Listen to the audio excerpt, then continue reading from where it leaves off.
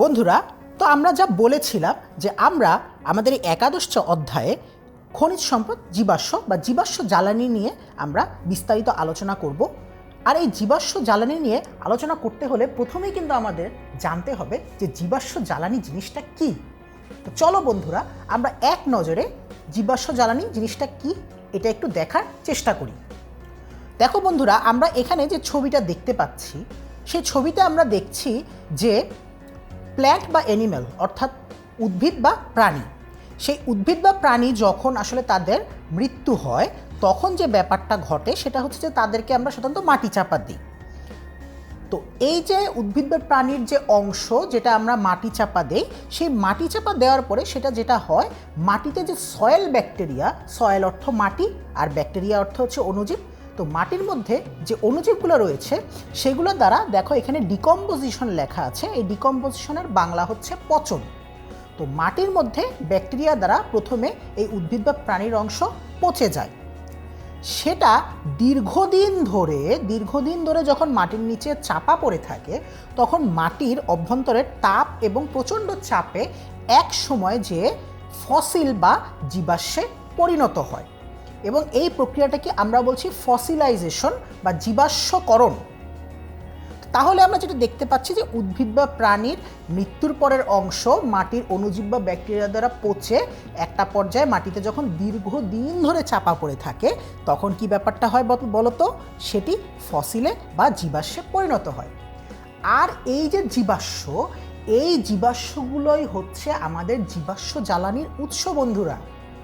তার মানে জীবাশ্ম থেকে আমরা যখন জ্বালানি আহরণ করতে পারি সেই জ্বালানিগুলোকে আমরা বলে থাকি কি বলতো, জীবাশ্ম জ্বালানি।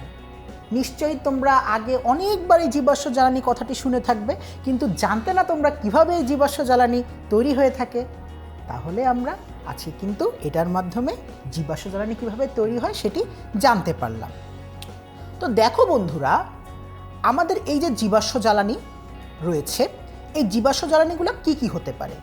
এই জীবাশ্ম জ্বালানি হতে পারে অয়েল অর্থাৎ তেল, এই জীবাশ্ম জ্বালানি হতে পারে ন্যাচারাল গ্যাস বা প্রাকৃতিক গ্যাস, এবং এই জীবাশ্ম জ্বালানি হতে পারে কোল বা কয়লা। বন্ধুরা, তোমরা একটা জিনিস মনে রাখবে, এই যে অয়েল কথাটি লেখা হচ্ছে এটিকে কিন্তু অনেক সময় পেট্রোলিয়ামও বলা হয়, পেট্রোলিয়ামও বলা হয়, এটি তোমরা মাথায় রাখবে। তো তাহলে বন্ধুরা, আমরা জীবাশ্ম জ্বালানি সম্পর্কে বিস্তারিত কিন্তু জেনে গেলাম। এখন আমরা আরও কিছু গুরুত্বপূর্ণ কথা জীবাশ্ম জ্বালানি সম্পর্কে জানব। দেখো, জীবাশ্ম জ্বালানিগুলোর মধ্যে অবশ্যই কি থাকবে বন্ধুরা, আমরা এখানে দেখতে পাচ্ছি জীবাশ্ম জ্বালানির মধ্যে থাকবে হচ্ছে কার্বন এবং হাইড্রোজেন। অর্থাৎ জীবাশ্ম জ্বালানিগুলো যে রূপেরই হোক না কেন তাদের মধ্যে অবশ্যই কার্বন এবং হাইড্রোজেন থাকবেই থাকবে। তো দেখো বন্ধুরা, আমরা আমাদের কথার প্রমাণ দেওয়ার জন্য দেখাচ্ছি যে কয়লার মূল উপাদান কিন্তু কার্বন বন্ধুরা। তার মানে কয়লাটা সম্পূর্ণ হচ্ছে কার্বন দ্বারা তৈরি, এবং পেট্রোলিয়াম বা তেল যেটা বন্ধুরা দেখো সেটি হচ্ছে কার্বন এবং হাইড্রোজেন দ্বারা তৈরি, এবং সাথে আরও অন্য কিছু যৌগও কিন্তু তাতে বিদ্যমান থাকে।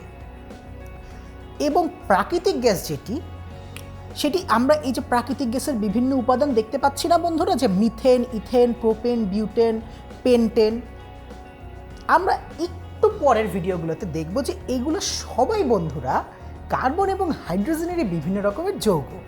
তার মানে কি দাঁড়ালো বলতো, কয়লা, পেট্রোলিয়াম, প্রাকৃতিক গ্যাস এরা সবাই কিন্তু কার্বন এবং হাইড্রোজেনের বিভিন্ন রকমের যৌগ। অর্থাৎ জীবাশ্ম জ্বালানিগুলোতে অবশ্যই কার্বন এবং হাইড্রোজেন বিদ্যমান থাকবে।